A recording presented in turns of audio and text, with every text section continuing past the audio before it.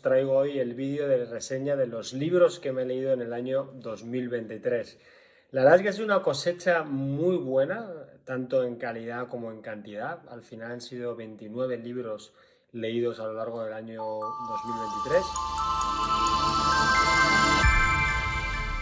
Mi objetivo era llegar a 30, me ha faltado uno, que la verdad es que si me hubiera forzado hubiera podido llegar, pero al final, para mí la lectura, aparte de ser un medio de seguir progresando y de seguir aprendiendo, es fundamentalmente un disfrute.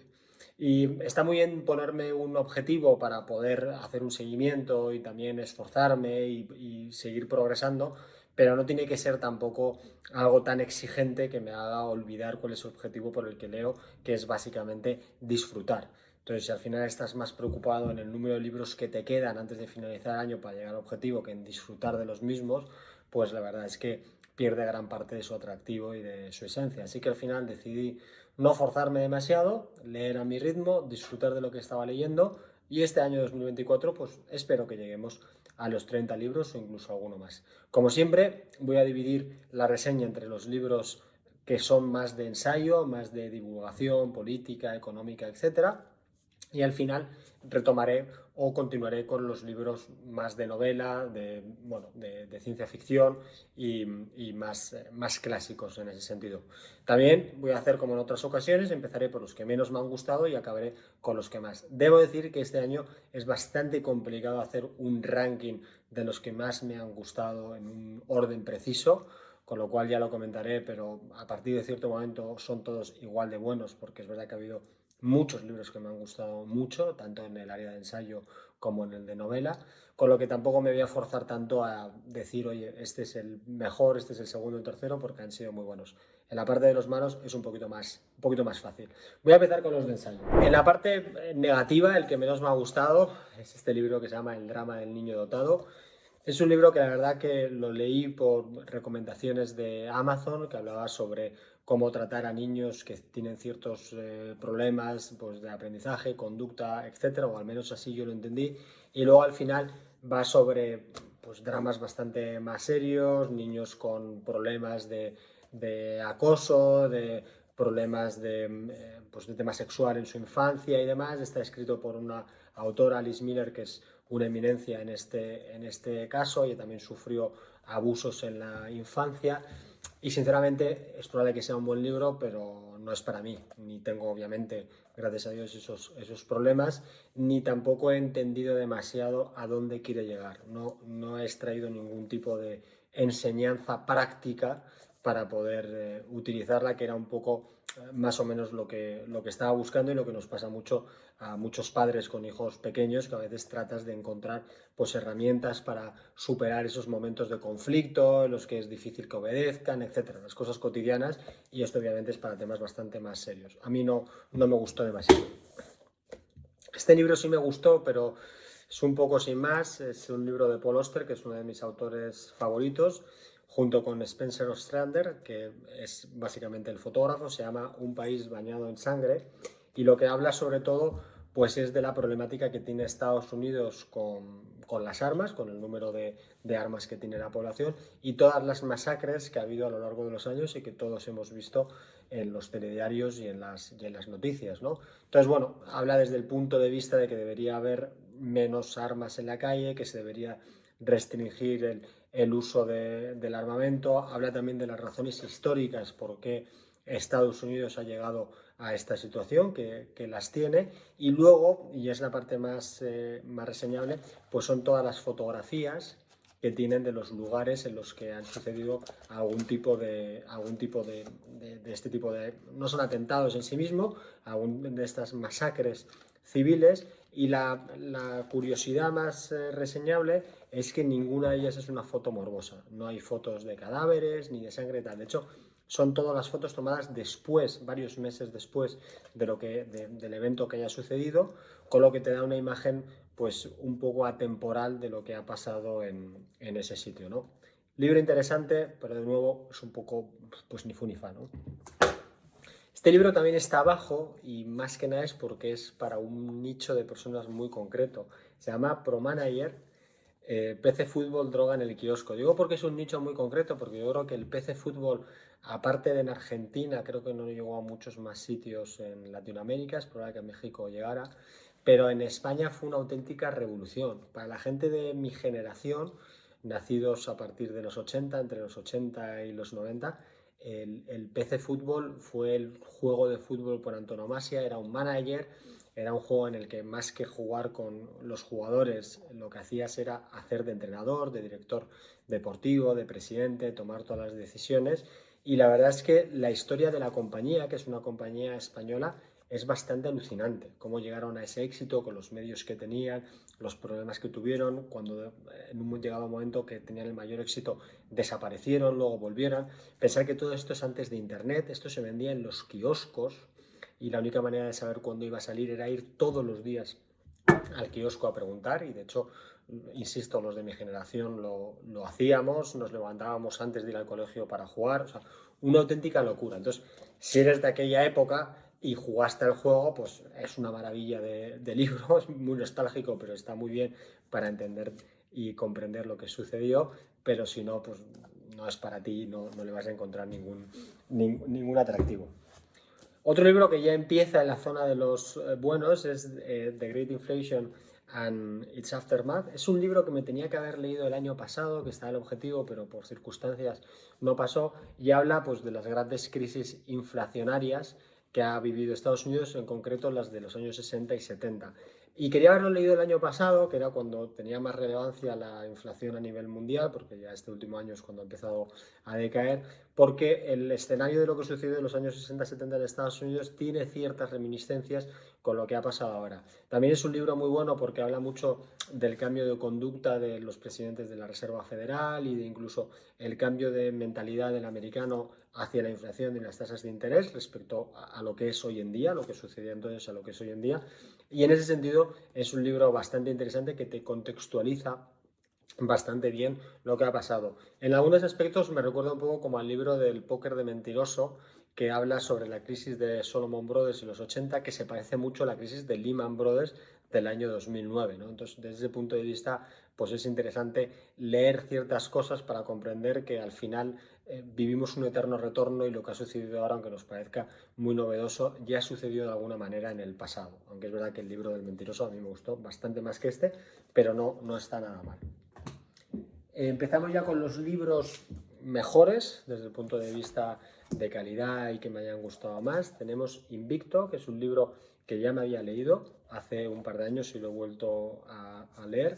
Es un libro sobre estoicismo, está muy enfocado más al mundo del fitness, al mundo del deporte, incluso de la salud, pero hace un repaso muy bueno de lo que es la filosofía estoica y te enseña cómo es un modo de vida y un modo de entender la filosofía que se aplica tanto a grandes hombres como Marco Aurelio, que era un emperador, como a filósofos como Séneca, o como a gente totalmente pobre y mendiga, ¿no? Como ha habido otros grandes estoicos que así lo han sido, ¿no?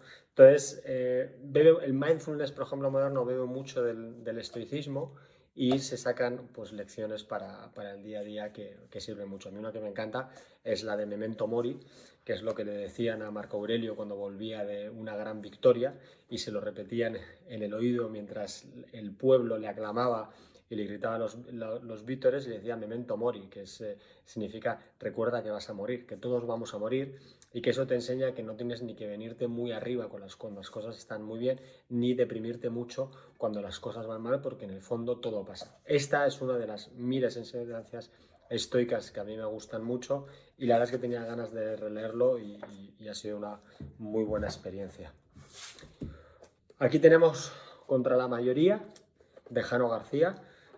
Jano García, que es politólogo español, bastante joven, divulgador, tiene un programa, ahora es un podcast en YouTube, El Liberal, que la verdad que a mí me gusta mucho, ¿no? Trata de divulgar las ideas del liberalismo económico, filosófico y político, y en este libro en concreto pues habla precisamente de cómo la idea de que si algo está apoyado por la mayoría tiene que ser bueno.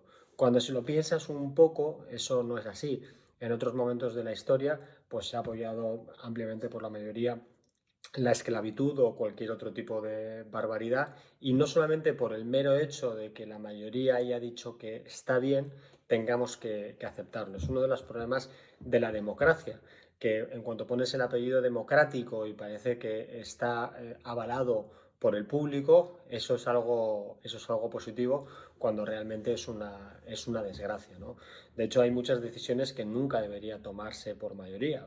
Pensemos en la construcción de un edificio, de un puente o incluso de las finanzas públicas. Si tuviéramos que hacer, no sé, votaciones continuas acerca de ese tipo de cosas, pues primero habría una parálisis absoluta del país y segundo, las decisiones que se tomarían serían totalmente dantescas porque la gente en general, en su conjunto, tiene bastante poco conocimiento sobre este tipo de cosas y van a tomar decisiones muy poco informadas. Entonces, lo que alerta es que vivimos en una era en la que todo se escuda o todo se valida porque lo ha decidido una gran mayoría. Es como si en una cena de 10 personas, 8 decidieran robarle a las otras 2, romperles la cara y hacer cualquier vejación con sus cuerpos, pues estaría bien porque la mayoría así lo ha decidido, cuando es obviamente que no. Entonces, este tipo de ejemplos que todos somos conscientes que son así y que tenemos muy claro que no está justificado porque una mayoría lo haya aprobado, parece que cuando llegamos a un nivel estatal o gubernamental, pues deja de aplicar esa lógica y todo está bien y todo vale. A mí me ha gustado mucho, quizás me han gustado más otros libros de Jano, pero este está bastante bien. Una sorpresa que también encontré por una recomendación, creo que en otro libro la vi o en algún podcast que leí, se llama Too Small to Fail, que es de James Brading, y lo que habla o va en contra de una idea muy extendida de que es mejor los países grandes que que los pequeños, porque al final pues las economías de escala, la fortaleza, etcétera, pues es positivo, ¿no? Es un argumento que se utiliza mucho, por ejemplo, para defender a la Unión Europea o cuando sucedió el Brexit de Reino Unido, cuando había algún movimiento independentista, de oye, ¿a dónde van estos solos y más pequeños cuando es mucho mejor ser grande y fuerte? Bueno, él lo que hace es poner varios ejemplos de varios países muy exitosos, uno de ellos, por ejemplo, Suiza, en el que vivo, otro podría ser Irlanda del Norte, Singapur, otra serie de países que no son grandes, Luxemburgo, y lo que hace es coger características positivas de esos países, por qué han funcionado también o en qué funcionan también. Irlanda del Norte atrayendo gran tecnología extranjera, Singapur cambiando totalmente su modelo productivo y en 40 años pasar de ser un país en la cola a uno de los países más importantes, Suiza con todo el tema pues, de la atracción de capitales extranjeros, etcétera. Y lo que explica es, oye, esto hay cosas que se podrían reproducir en otros países, hay cosas que no, hay amenazas a estas ventajas que tienen estos países, de tal manera que te da una perspectiva bastante amplia, pero deja muy claro que no hay una receta buena para todos y que no todo es replicable, pero aunque no sea todo replicable, sí que hay enseñanzas que se pueden obtener de esos países y desde luego desmonta el mito de que solo los países grandes pueden ser exitosos cuando al final uno se da cuenta que quizás los mejores son precisamente los pequeños. A mí me gustó muchísimo, está en inglés pero se entiende perfectamente. Continuamos y ya entramos en una zona más difícil de dilucidar cuál me ha gustado más que el otro, con lo cual a partir de ahora no hay demasiado orden ni concierto. Tenemos Más allá del orden, de Jordan Peterson. Esta es la continuación de su libro de 12 reglas para vivir. De hecho, el subtítulo es 12 nuevas reglas para vivir. A mí Jordan Peterson es una personalidad que me encanta. Aquí cuenta además parte de su historia personal. Él lo pasó muy mal, perdón, durante la época del COVID. Enfermó, su mujer también, su hija también. En esa época estaba escribiendo ese libro y lo que más me gusta es que casi todas las enseñanzas que él pone en el libro, que al final él lo que trata es de dar como reglas o guías generales para tener una mejor vida, él siempre las une con ejemplos que él ha visto en su profesión. Él al final es psicólogo clínico, tiene muchos años de experiencia y de trato con muchísimos pacientes en Canadá y también es profesor de la universidad. Ha sido un hombre terriblemente polémico por sus declaraciones y por su pensamiento, baneado 1000 veces, pero no ha cedido en su determinación y ha seguido con sus ideas. Y este libro a mí me gustó todavía más que el primero, porque lo escribe desde un momento de su vida muy complicado y va contando cómo sucedió todo, cómo salió y cómo afectó en la redacción. Totalmente recomendable, un libro maravilloso y del que se pueden sacar muchísimas enseñanzas. Los dos siguientes libros casi los pondría a la vez. Uno es La masa enfurecida, de Douglas Murray, cómo las políticas de identidad llevaron al mundo a la locura.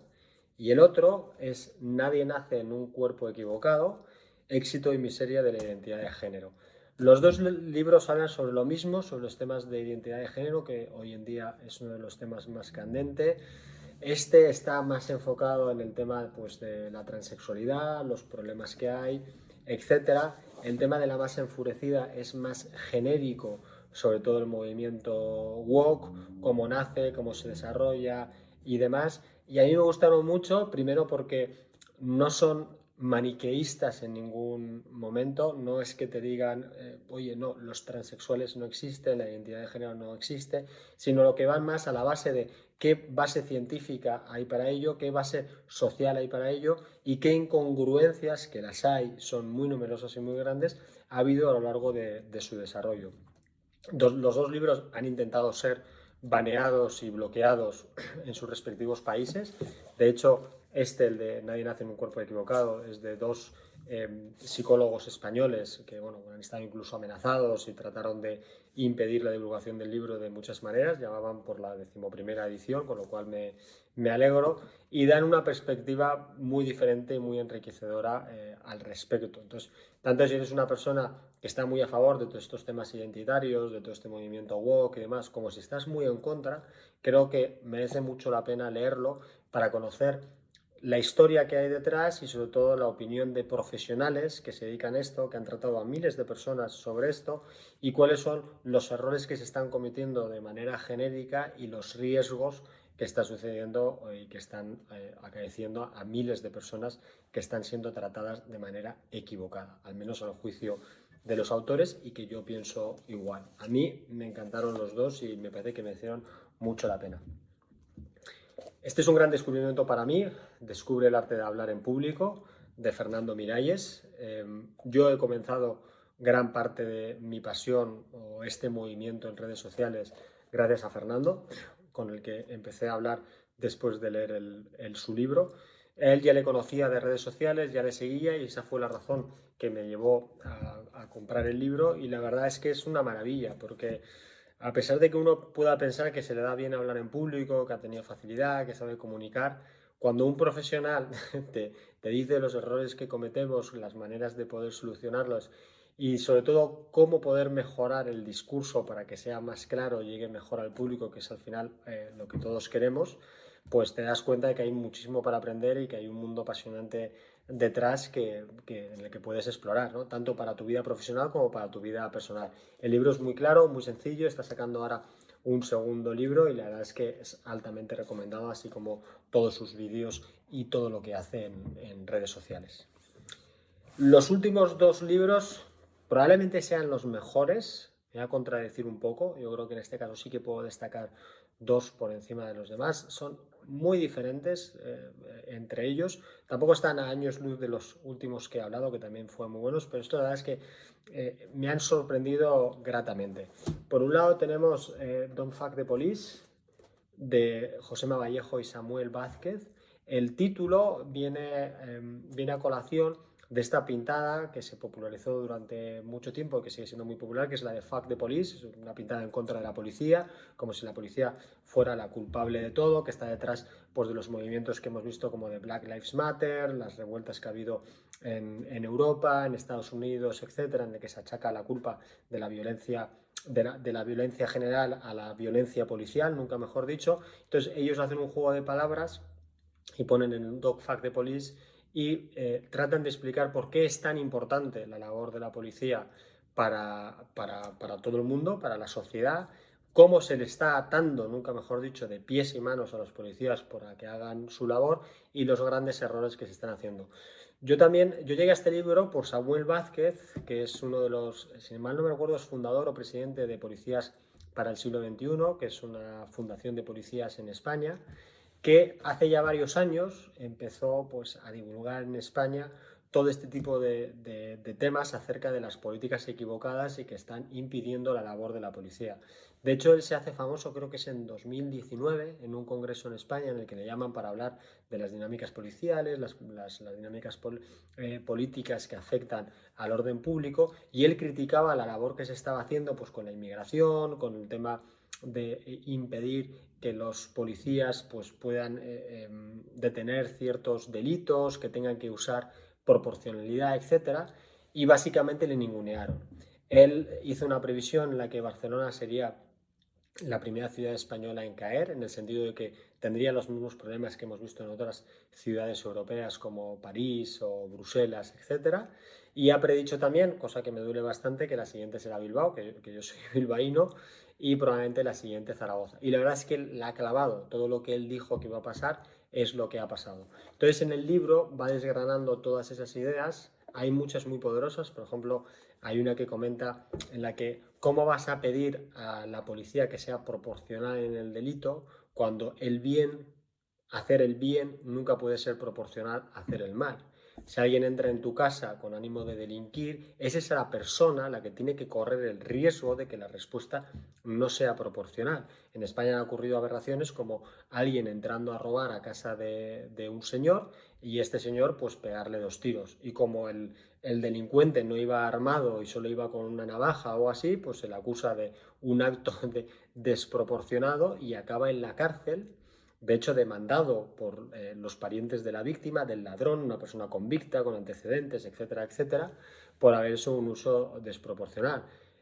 Arturo Pérez Reverte, de hecho, hizo un artículo hace tiempo al respecto en el que decía, vamos a ver, si tú estás en casa y viene un ladrón, ¿qué tienes que esperar? A ver si va a violar a tu hija, a tu mujer, a ti, a solo uno, ver si viene con un cuchillo de pequeño, mediano, grande para ir a la cocina, escoger uno o cómo funciona. Porque al final la ley te obliga. Y de hecho, los autores explican cómo el ser humano no está preparado físicamente ni psicológicamente para actuar con proporcionalidad cuando se ve en riesgo su vida. Al final, cuando con todos tus instintos, todo tu ADN, la evolución te ha llevado a que cuando crees que corre riesgo tu vida, se suceden una serie de acontecimientos químicos en tu cuerpo y psicológicos que hacen imposible que actúes de manera proporcional. Empiezas a ver en visión en túnel, empiezas a perder la capacidad auditiva más allá de lo que te rodea, obviamente tienes un disparo de adrenalina increíble, etcétera, etcétera. Entonces pedirle a alguien que, oye, se cerciore de que se está disparando a la pierna para detenerle, llamar a refuerzos, etcétera, es imposible. De hecho, en el libro comenta cómo se han hecho muchos experimentos prácticos en la realidad acerca de este tipo y nadie es capaz de actuar de esa manera, incluso aunque esté entrenado, ¿no? Y el caso paradigmático pues puede ser los militares en las guerras que están totalmente entrenados y suceden todo tipo de temas ilógicos porque tú dejas de comportarte como una persona lógica cuando sucede algo así. Un libro muy bueno, se lee muy fácil y lo recomiendo encarecidamente. Y el último es un super bestseller que se llama Hábitos Atómicos, que la verdad yo suelo ser reacio a leer bestseller porque, bueno, pues tengo la idea de que quizás son famosos por razones que no justificadas y que no merecen la pena. Y debo decir que muchas veces sí que son muy buenos y este caso no es una excepción. La verdad es que James Clear ha creado un imperio a raíz de este libro. Este va por la 25ª edición, tiene su propia web, da servicios, etcétera. Y es muy bueno y muy útil para la vida a día, para la vida del día a día, ¿no? Tanto para temas profesionales como para temas personales, ¿no? Y la idea central del libro es que al final todos los seres humanos nos basamos en hábitos y tanto los hábitos positivos como los hábitos negativos son muy difíciles de cambiar, pero no imposible. Y hay herramientas y técnicas para poder hacerlo. Comenta un caso muy bueno que es el del equipo ciclista de Reino Unido, que siempre ha tenido mucha tradición ciclista, pero no había conseguido ni campeones del Tour de Francia, que es la carrera por excelencia, ni muchos medallistas olímpicos. Entonces llegó un nuevo director deportivo y empleó la técnica de tratar de mejorar un 1% en cada una de las pequeñas cosas, no un 1% en general. sino un 1% en el ciclista, que su dieta sea un 1% mejor, que su descanso sea un 1% mejor, que su aerodinámica sea un 1% mejor, que el casco que lleve sea un 1% mejor, que las bicis, el cuadro, el peso sea un 1% mejor. Llegó incluso a pintar los camiones que transportaban las bicicletas, los llegó a pintar por dentro de blanco, porque el polvo se ve mejor con un fondo blanco y eso permitía que pudiera limpiar un poquito mejor las bicis y que estuvieran en un estado mejor. Uno puede pensar, claro, esos son cambios muy pequeños, pero él lo que confiaba en el cambio acumulado. Si tú cambias un 1% de muchísimas cosas, acabas teniendo un gran impacto. Y es mucho más fácil cambiar un 1% de algo que cambiar un 10% de algo, que es un cambio muchísimo mayor. El resultado es que empezó a tener varios ganadores del Tour de Francia de manera consecutiva y en unos Juegos Olímpicos consiguió el 60% de las medallas en ciclismo y en los Juegos Olímpicos de Londres el 90%, ¿no? Habla de muchos de estos tipos de trucos o de reglas o de formas de mejorar que la verdad son bastante interesantes y los recomiendo encarecidamente. Una gratísima sorpresa. Hasta aquí los libros de ensayo y voy ahora a reseñar las novelas, que también han sido muy variadas y bastante buenas, aunque empiezo por las malas. El primero es Las singularidades de John Banville. La verdad es un libro que no entendí para nada. Llegué a él una vez más por reseñas de Amazon. Lo ponen como pues la nueva genialidad de John Banville, que al parecer es un autor de muchísimo éxito, irlandés, al que yo debo reconocer que desconocía, y lo cogí con mucho interés, pero a mí no me dijo nada. Empieza, de hecho la sinopsis es muy confusa porque te cuenta algo que luego no sucede, empieza con una serie de personajes que luego cambian, no van a ningún sitio y la verdad que ni la trama, ni el ritmo, ni siquiera la forma de escribir, porque eso me pasa con algunos autores, ¿no? Como por ejemplo puede ser Paul Auster, que incluso aunque escriba un libro malo, la forma de escribir ya es lo suficientemente atractiva para que merezca la pena. No es el caso de este libro y la verdad a mí no me gustó para nada. Otro libro bastante malo es El asesino de novias, premiada en el concurso Soy Talento de Yasmina Pérez. Lo siento mucho, Yasmina. Supongo que te dará igual porque has publicado más libros y has tenido éxito, con lo cual debo estar yo equivocado. Pero a mí este libro no me gustó nada. Es un thriller que tiene una premisa interesante, que es un loco, un psicópata que es un asesino de novias, que mata a varias personas en el día de su boda. Uno de los personajes es un policía en el que precisamente su mujer es una de las víctimas y a partir de ahí pues crea una trama. Ahí podría haber ido muy bien, pero a mí lo que me parece es que tiene cambios de ritmo muy poco justificados, tiene cambios de guión muy poco justificados, el malo es como muy... es muy arquetípico el malo, es un genio del mal, súper inteligente, todo súper planeado, está 4000 pasos por delante de todos los demás. El resto de personajes también son muy tópicos, el policía muy enfurecido, el amigo, el otro. Y de nuevo, lo mismo que pasaba con el libro anterior, ni el ritmo, ni el guión, ni lo que sucede, pues te lleva a nada ni te emociona. Al final acaba con un Deus Ex Machina, con una solución traída de la nada, o al menos a mi parecer, y aunque parezca que podría hacerse una serie de esto, pues no tiene mucho interés en mi opinión, no me gustó demasiado. El siguiente, que no está mal, pero ni fu ni fa, es este de Rosa Montero, La ridícula idea de no volver a verte. Es un libro duro, ¿no? Porque Rosa Montero, pues habla un poco sobre la falta o la ausencia de su marido porque ha fallecido y lleva todo el libro en general a hablar sobre eso, por eso la ausencia de la persona querida, el hueco que te deja, las dificultades para seguir, etc. Entonces está bastante bien escrito, es bastante emotivo. Todos aquellos a los que nos falta alguien, que es básicamente la mayoría, pues puedes ver muchas cosas que están en las que reflejarte, pero tampoco me encantó. O sea, está bien, pero bueno, yo por lo que había leído de las críticas y al ser un premio nacional de las letras, esperaba un poquito más, quizás algo más original o algo que pueda sacar alguna enseñanza más. No fue el caso. Seguimos con una gran decepción, aunque no es un mal libro, que es No hablemos más de amor, de G. Letelier. Y digo que es una decepción porque el libro anterior de él, Las singularidades, me encantó. Este escritor es un escritor de estos un poco moderno, posmoderno, en lo que utiliza muchas técnicas de lectura novedosas para tratar de, bueno, pues de empatar y de impactar al lector, ¿no?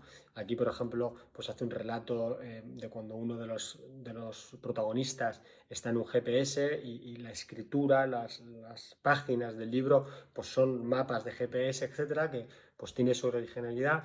Pero el problema es que también tiene un poco de ausencia de trasfondo, ¿no? Va sobre dos parejas, hombre-mujer, que tienen una situación común parecida, que son infidelidades por parte de los dos, se entrecruzan entre ellos en un momento de la historia, aunque cada uno de ellos tiene sus particularidades que las alejan bastante una historia de la otra. Es un buen punto de partida, es interesante, pero quizás pesa mucho las expectativas. Yo, con La singularidad, es un libro que me encantó, esperaba algo parecido y se queda a medio camino. El último libro de los regulares podría ser este de Ana Martín Muñoz, Valencia Roja, que para los que hayan visto otros vídeos míos, pues les podría decir que está intentando, la autora está intentando imitar los libros de La novia gitana. La novia gitana ha sido uno de los últimos grandes éxitos en España. Ha traído a España lo que es la literatura gore o el thriller gore, es decir, pues este tipo de novela detectivesca, de misterio, de policías, etcétera, pero que los casos que tienen que resolver son bastante escabrosos, o sea, son bastante gore, con bastante sangre, muerte, desagradables, etc. En el caso de Valencia Roja trata de hacer algo parecido, también es un grupo de policía especial que tiene que resolver una serie de asesinatos en Valencia relacionados con la pornografía, a cada cual más escabroso. ¿Está bien el libro? Sí. ¿Es entretenido? Sí. ¿Es un quiero y no puedo? También, porque ni es tan entretenido, ni es tan interesante, ni es tan grande como para hacer una serie de libros como pretende. Para mí es el típico libro de veraneo que te lo lees sin pensar mucho y ya está. Disfrutón, pero poquito más. Un peldaño por encima, pero también un pelín decepcionante, pues tengo aquí Verano de Lobos, que es de Hans Rosenfeld, que es uno de los coautores de la serie Berman. La serie Berman es una de las series de detectives que más me gustan. Es sueca, el protagonista principal es Sebastian Berman, pues se llama la serie Berman, que es un psicólogo clínico que ayuda a la policía, es un personaje fantástico, he hablado de él en muchísimos libros, y este es el primer libro en solitario de Hans Rosenfeld, que también es de detectives, también es nórdico, tiene esa aura especial de los libros nórdicos, etcétera, pero no llega al mismo nivel. Tiene un buen final que de alguna manera sube un tanto el nivel, pero de nuevo, pues aquí las expectativas creadas y las expectativas que hay sobre los autores juegan, en mi opinión, en contra porque no llega para nada a la calidad que tiene Sebastian Berman. A diferencia de los otros, si escribe más libros de la saga, que creo que esa es la idea, sí que le daré otra oportunidad porque en el fondo está bastante bien. Una gran sorpresa del año fue este libro de Lucy Foley, La lista de invitados. De una gran sorpresa porque es un libro que compré un poco sin demasiadas pretensiones. Necesitaba libros para el verano que fueran un poquito más ligeros. Y este me recordaba un poco por la sinopsis al típico libro de Agatha Christie, estilo Los 10 negritos, etc.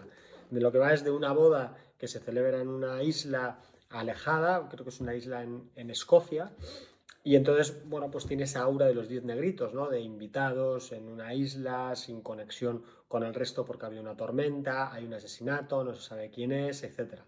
Está bastante bien, se va desgranando poco a poco todo lo que pasa y todas las conexiones entre los protagonistas, acaba bien y te deja un buen sabor de boca. O sea, muy entretenido, te da lo que esperas de él, ni más ni menos, y a mí me gustó.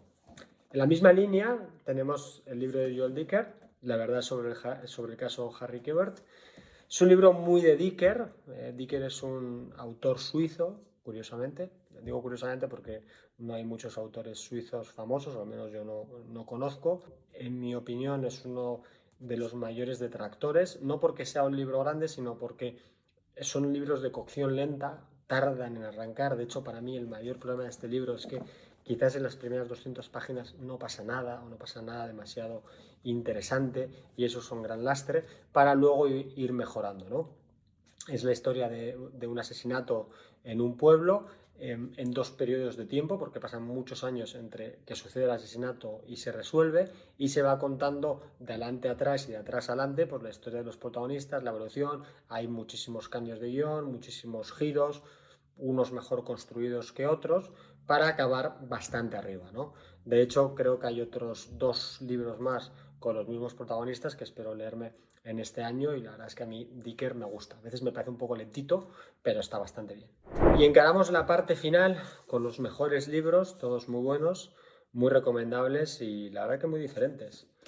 Este de Arturo Pérez Reverte, por ejemplo, el problema final ha sido una gran sorpresa. Un poco unido a lo que hablaba de los libros estilo Agatha Christie, lo que intenta hacer Arturo Pérez Reverte, de hecho, es eso, es traer la novela de misterio, pero la novela de acertijo, ¿no? Como dice él, la novela de la habitación cerrada. Cuando sucedían estos asesinatos en una habitación cerrada en la que el asesino no ha podido entrar ni por la puerta ni por la ventana, pero aún así hay un cadáver y no se sabe quién ha sido, ni cómo, ni con qué arma, etc. Pues trata de recoger todo ese bagaje cultural y todo ese tipo de historias para de alguna manera pues darle un toque moderno. Es un libro un poco plano, yo creo que no es de lo mejor que tiene Arturo Pérez Reverte, pero lo pongo tan arriba en la lista por el final. Primero porque me gusta mucho cómo escribe Arturo Pérez Reverte, entonces volvemos otra vez a ese tema de que hay escritores que aunque no tengan el mejor libro, siempre es un placer leerle, y a mí me pasa con el señor Reverte. Y segundo porque el final sí que le sabe dar un toque extra de sorpresa y de cambio de guión bien construido, bien hecho, bien hilado, que a mí la verdad me sorprendió, me gustó mucho, y ojalá haga alguna cosa más parecida en el futuro. Un libro bastante recomendable. El siguiente es El ancho mundo, de Pierre Lemaitre. Pierre Lemaitre yo lo conocí el año pasado con un libro maravilloso que se llama La serpiente, que ya lo reseñé, y bueno, también es de policíaco, con un par de personajes bastante singulares que me hacen sonreír solamente de recordarlos. Y este libro no es policíaco, es novela pura y dura, pero la trama es bastante interesante, ¿no? Habla sobre una familia que tiene varios hijos, cómo van evolucionando a lo largo de la historia. Los padres son comerciantes, algunos de los hijos pues tienen graves problemas, otros no tanto.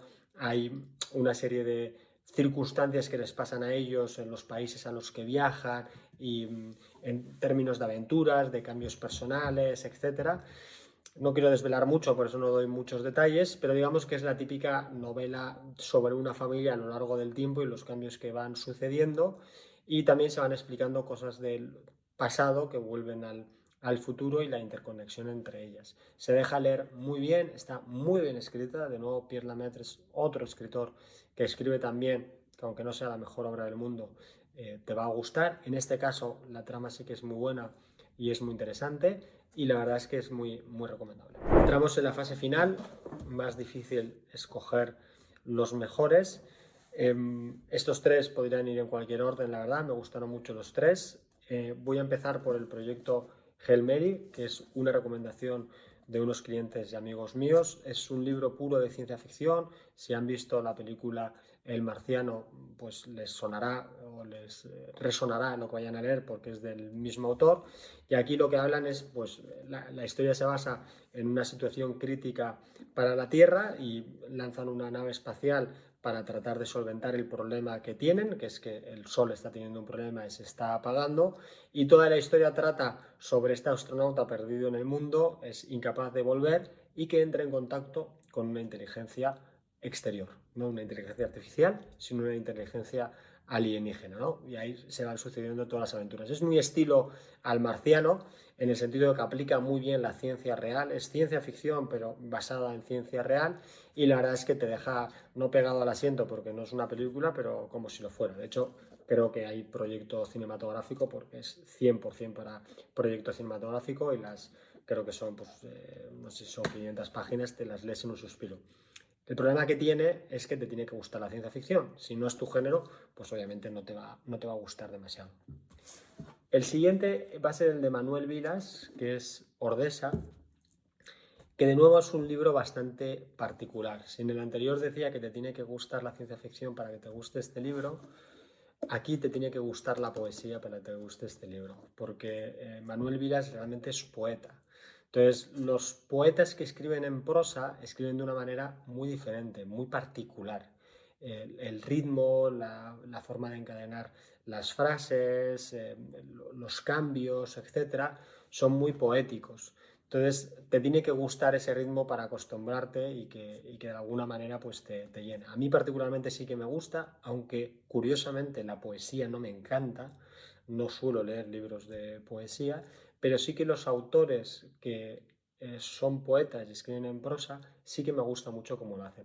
Además aquí es una especie como de biografía novelada, que también es otro género que me gusta, y tiene algunas ideas que son maravillosas. Yo siempre me acuerdo de una en la que comenta cómo hay idiomas que desaparecen cuando los usuarios dejan de utilizarlos. Por ejemplo, el idioma de los enamorados. Todas las personas que nos hemos enamorado creamos un idioma con la persona con la que estamos, un idioma único de palabras, de frases, de gestos incluso, que solamente tienen sentido con esa persona. Si lo dejas con esa persona y empiezas con otra, vas a cambiar el idioma. No vas a utilizar el idioma que tenías antes si no quieres tener problemas. Harás otro nuevo idioma que desaparece. También habla mucho cómo hay una relación muy especial entre el escritor y la mano con la que escribe. Y que eso está cambiando con la tecnología moderna. Porque al final el escritor cuando escribe también expresa de sus emociones. Y una de ellas es el cansancio. Otra de ellas es ese sentimiento que haces cuando estás escribiendo, cuando estás golpeando y presionando un boli contra el papel. Y todo eso hace que la novela sea de una manera. Y probablemente lo estemos perdiendo al sustituirlo por el teléfono o al sustituirlo por el ordenador o al sustituirlo por las notas de audio que escriben, ¿no? Entonces son ideas muy peculiares, muy particulares que te dejan pensando durante mucho tiempo y la verdad es que el libro está lleno de ellas. A mí me encantó, pero hago ese disclaimer de te tiene que gustar la poesía. Y el último libro, no necesariamente el mejor, pero sí que uno de los mejores o de los que más me han gustado en el año, es Mindfulness para asesinos. Esta es una recomendación de mi hermana Anne. Por una vez, y sin que sirva de precedente, es una muy buena recomendación y simplemente pues, es un libro de nuevo policíaco y de crimen, un género que como veis me gusta mucho, en el que tiene la característica de que el protagonista es un abogado, no voy a contar muchos tramas, pero es un abogado que tiene una serie de problemas en su vida personal y decide ir pues, a sesiones y a terapia de mindfulness para mejorar. Le sucede una cosa al inicio por la que empieza a tener graves problemas en su vida profesional y decide aplicar todo lo que ha aprendido en las clases de mindfulness a esta situación nueva que tiene.